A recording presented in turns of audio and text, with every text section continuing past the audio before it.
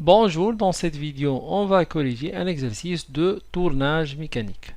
Donc, on cherche la durée d'usinage pour une opération de chariotage. Donc, ici, l'outil, il va donc translater dans cette direction-là, parallèlement à l'axe de la pièce, pour diminuer le diamètre de cette pièce cylindrique. Donc, la vitesse de rotation de la pièce 1, c'est égal à 1300 tours par minute. L'avance F, c'est 0,2 mm par tour. La longueur de chariotage ici L, c'est égal à 40 mm. Et l'approche, donc ici, l'outil à la position initiale était ici.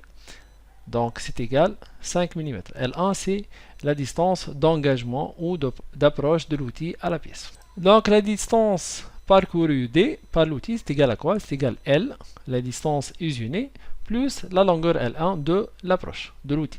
Donc, application numérique, D égale L plus R1, c'est 40 plus 5, ça donne 45 mm. Deuxième question, on va calculer la vitesse d'avance VF de l'outil en millimètres par minute. Pour le tournage, VF c'est égal à F fois N. Avec F, c'est l'avance par tour, c'est en millimètres par tour, fois N qui est la fréquence ou la vitesse de rotation de la pièce ou de la broche. Donc F c'est en millimètres par tour, N c'est tours par minute, on trouve VF c'est millimètres par minute. Donc application numérique, VF c'est égal à 0,2 fois 1300 tours par minute, donc on trouve VF c'est égal à 260 millimètres par minute. Pour la dernière question, on va déterminer le temps de coupe TC. Donc par définition, le temps c'est égal à quoi? C'est la distance sur la vitesse. Avec la distance c'est en millimètres. Et la vitesse de translation, c'est en millimètres par minute. On trouve le temps en minutes. Ici, la distance, c'est la distance parcourue de l'outil, du point initial ici, vers le point final.